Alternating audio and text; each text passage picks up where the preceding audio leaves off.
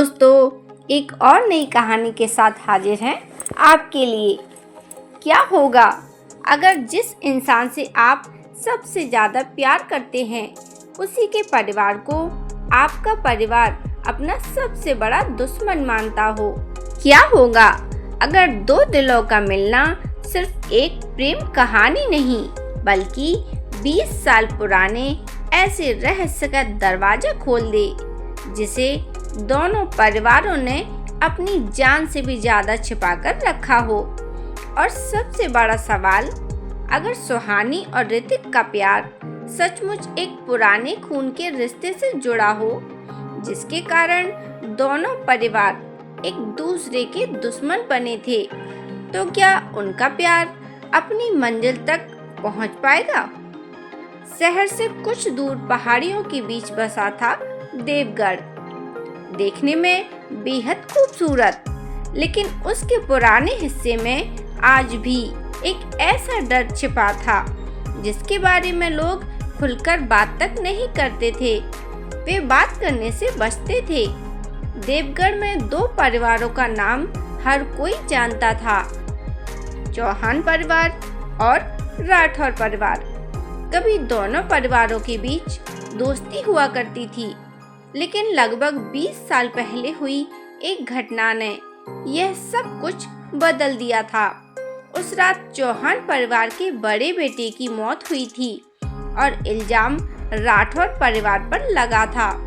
उसके बाद दोनों परिवारों ने एक दूसरे का चेहरा तक देखना छोड़ दिया था। समय बीतता गया, लोग बूढ़े होते गए, बच्चे बड़े होते गए, लेकिन दुश्मनी खत्म नहीं हुई। इसी बीच चौहान परिवार की बेटी थी सुहानी। सुहानी बाकी लड़कियों से कुछ अलग थी। उसकी आंखों में हमेशा एक अजीब सी जिज्ञासा रहती थी। वह अपने परिवार से बहुत प्यार करती थी, लेकिन उसे हमेशा लगता था कि उसके घर में कोई ऐसा सच छिपा है जिसके बारे में उसे कभी बताया नहीं गया। और शायद यही वजह थी कि वह अपने ही परिवार के पुराने हिस्से में जाने से हमेशा बचती थी। एक शाम सुहानी अपनी माँ के कमरे में कपड़े व्यवस्थित कर रही थी। तभी उसकी नज़र अलमारी के नीचे पड़े एक पुरानी लकड़ी के बक्से पर गई। उसने बक्सा बाहर खींचा तो ताला लगा हुआ था। सुहानी ने पूछा, माँ, ये बक्सा किसका है? उसकी माँ अचानक पीछे मुड़ी। उसके चेहरे का रंग उड़ गया। उसकी माँ ने कहा, इसे हाथ मत लगाना। सुहानी हैरान रह गई और पूछने लगी, लेकिन क्यों? तब माँ ने कहा, बस कहा ना, मत लगाना। माँ ने बक्सा अपने पास खींच लिया। सुहानी ने पहली बार अपनी माँ की आंखों में डर देखा था। माँ, इसमें ऐसा क्या है? माँ ने कोई जवाब नहीं दिया। उस रात सुहानी देर तक सो ही नहीं पाई। उसे बार बार वही बक्सा याद आ रहा था। उसे क्या पता था कि उसी बक्से का संबंध उसकी जिंदगी के सबसे बड़े रहस्य से था। दूसरी तरफ राठौर परिवार का बेटा ऋतिक भी अपने घर के पुराने हिस्से में खड़ा था। ऋतिक शहर से पढ़ाई पूरी करके कुछ महीनों पहले ही वापस आया था। वह अपने पिता की इच्छा के खिलाफ जाकर शहर में नौकरी करना चाहता था, लेकिन पिता ने उसे परिवार का कारोबार संभालने के लिए वापस बुलाया था। ऋतिक शांत स्वभाव का था, लेकिन उसके भीतर बहुत कुछ चलता रहता था। उस रात वह अपने दादा के पुराने कमरे में कुछ कागज ढूंढ रहा था। अचानक उसे एक पुरानी तस्वीर मिली। तस्वीर में दो जवान लड़के खड़े थे। एक उसके पिता का छोटा भाई था और दूसरा चौहान परिवार का वह लड़का था जिसकी मौत के बाद दोनों परिवारों में दुश्मनी शुरू हुई थी। ऋतिक तस्वीर को ध्यान से देखने लगा। तस्वीर के पीछे सिर्फ 4 शब्द लिखे थे, सच अभी जिंदा है। ऋतिक के हाथ कांप गए। तभी कमरे के दरवाजे पर उसके पिता की आवाज आई। ऋतिक, उसने तुरंत तस्वीर पीछे कर दी। जी पापा, तुम यहाँ क्या कर रहे हो? उसने कहा, बस पुराने कागज देख रहा था। पिता की नजर उसके हाथ पर गई। वो तस्वीर मुझे दो। ऋतिक कुछ पल चुप रहा, फिर उसने तस्वीर पिता को दे दी। तस्वीर देखते ही पिता के चेहरे पर वही डर दिखाई दिया जो कुछ घंटे पहले सुहानी की मां के चेहरे पर आया था। उन्होंने तस्वीर फाड़ने की कोशिश की, लेकिन ऋतिक ने उनका हाथ पकड़ लिया। पापा, इसमें ऐसा क्या है? पिता ने कठोर आवाज में कहा। उस परिवार से जितना दूर रहोगे उतना अच्छा रहेगा। तो ऋतिक ने पूछा, लेकिन क्यों? उसके पापा ने कहा, क्योंकि चौहान परिवार ने हमारे साथ जो किया है उसे हम कभी भूल नहीं सकते। ऋतिक ने पहली बार अपने पिता की आंखों में गुस्से के साथ साथ दर्द भी देखा। उस रात दोनों घरों में एक ही सवाल था, आखिर 20 साल पहले हुआ क्या था? कुछ दिनों बाद देवगढ़ में एक बड़ा सांस्कृतिक समारोह आयोजित किया गया। चौहान परिवार और राठौर परिवार दोनों को अलग अलग कार्यक्रमों में बुलाया गया था। सुहानी अपनी सहेली के साथ कार्यक्रम में पहुंची। वहीं ऋतिक भी आया था। दोनों की पहली मुलाकात बेहद साधारण थी।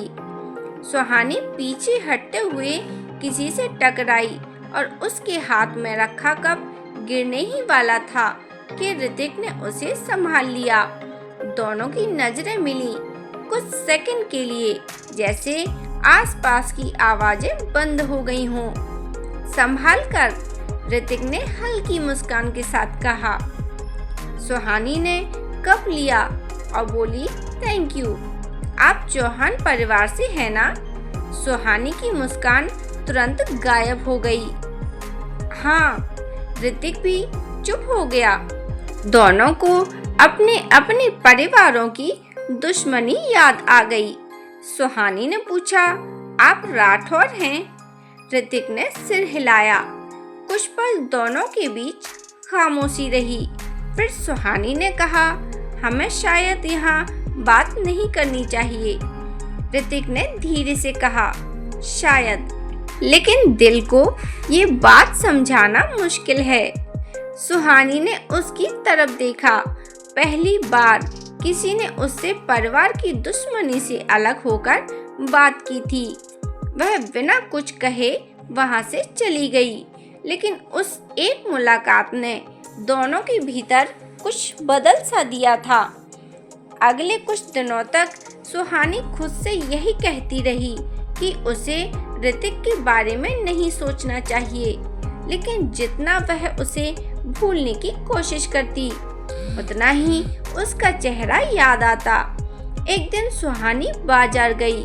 वह एक किताब की दुकान पर खड़ी हुई थी। तभी पीछे से आवाज आई, आप हर बार इतनी जल्दी चली जाती हैं। सुहानी ने पलट कर देखा। ऋतिक सामने खड़ा हुआ था। वह मुस्कुरा रहा था। आप मेरा पीछा कर रहे हैं? तो ऋतिक ने कहा, नहीं, शायद किस्मत आपका पीछा कर रही है। और सुहानी हंस पड़ी। आप बहुत बात बनाते हैं और आप बहुत जल्दी मुस्कुरा देती हैं। सुहानी कुछ पल उसे देखती रही। फिर दोनों पास की छोटी सी कॉफी शॉप में बैठ गए। वह उनकी पहली लंबी बातचीत थी। ऋतिक ने अपने सपनों के बारे में बताया और सुहानी ने कहा कि वह एक दिन अपना खुद का डिजाइनर स्टूडियो खोलना चाहती है। दोनों को महसूस हुआ कि उनके बीच बहुत कुछ समान था। दोनों अपने परिवारों की अपेक्षाओं से बाहर अपनी जिंदगी जीना चाहते थे और धीरे धीरे उनकी मुलाकातें बढ़ने लगीं। कभी किताबों की दुकान पर, कभी शहर के पुराने पार्क में। तो कभी मंदिर के पीछे बने शांत रास्ते पर। उनकी मुलाकातों में कोई बड़ी बात नहीं होती थी, लेकिन हर मुलाकात के बाद दोनों के दिल में कुछ और गहरा सा उतर जाता था। एक शाम ऋतिक ने सुहानी से पूछा, अगर हमारे परिवार दुश्मन ना होते तो? सुहानी ने उसकी तरफ देखा, तो शायद मैं आपसे डरती नहीं, और अगर मैं कहूँ कि मुझे आपसे डर नहीं लगता। सुहानी मुस्कुरा दी। आपको पता नहीं है कि मेरे परिवार वाले आपके परिवार का नाम सुनकर क्या करते हैं। ऋतिक ने उसका हाथ पकड़ लिया। तो फिर हम अपने परिवार की कहानी नहीं, अपनी कहानी लिखेंगे। और तभी सुहानी ने धीरे से अपना हाथ उसके हाथ में रहने दिया। दोनों के बीच की दूरी उस शाम पहली बार पूरी तरह खत्म हुई, लेकिन उन्हें नहीं पता था कि किसी की नज़र उन पर थी। दूर खड़ी एक कार में बैठा एक आदमी लगातार उनकी तस्वीरें खींच रहा था। अगले दिन वह तस्वीरें चौहान परिवार के मुखिया देवेंद्र चौहान के पास पहुंची। तस्वीर देखते ही उनका चेहरा कठोर हो गया। उन्होंने सुहानी को अपने सामने बुलाया। कहने लगे, तुम ऋतिक राठौर से मिल रही हो? सुहानी चुप रही। मैंने सवाल पूछा है। सुहानी ने पहली बार अपने पिता के सामने सिर उठाया। हाँ, कमरे में जैसे तूफान सा आ गया। देवेंद्र ने मेज पर हाथ मारा। उस लड़के से दूर रहो। सुहानी ने पूछा, क्यों? तो उसके पिता ने जवाब दिया, क्योंकि वो राठौर है, लेकिन उसने मेरा कुछ नहीं बिगाड़ा। तुम नहीं जानती कि उस परिवार ने हमारे साथ क्या किया था। और तभी सुहानी ने कहा, तो मुझे बताइए। उसके पिता ने कहा। देवेंद्र कुछ पल चुप रहे, फिर बोले, उस रात तुम्हारे चाचा की हत्या हुई थी और उसके पीछे राठौर परिवार था। सुहानी के चेहरे पर सदमा छा गया। क्या आपके पास इसका सबूत है? देवेंद्र ने कोई जवाब नहीं दिया। सुहानी ने पहली बार महसूस किया कि उसके पिता की कहानी में भी कोई कमी है। उस रात उसने अपनी माँ से पूछा, क्या सच में राठौर परिवार ने चाचा को मारा था? माँ की आंखें भर आईं। बेटी, कुछ सवालों के जवाब जानना जरूरी नहीं होता, लेकिन मेरे लिए जरूरी है। माँ ने सुहानी का हाथ पकड़ लिया। तुम ऋतिक से दूर रहो, वरना तुम्हारे साथ वही होगा जो। वह अचानक रुक गई। सुहानी ने तुरंत पूछा, जो क्या? माँ ने मुंह फेर लिया। सुहानी के मन में नया सवाल पैदा हो गया। आखिर उसकी माँ क्या कहने वाली थी? अगले दिन सुहानी ने ऋतिक को मिलने बुलाया। दोनों शहर के पुराने किले के पास मिले। सुहानी की आंखों में चिंता थी। ऋतिक, मुझे तुमसे कुछ पूछना है। दोस्तों, यह कहानी यहीं खत्म होती है। इसके आगे की कहानी हम अगली वीडियो में सुनेंगे।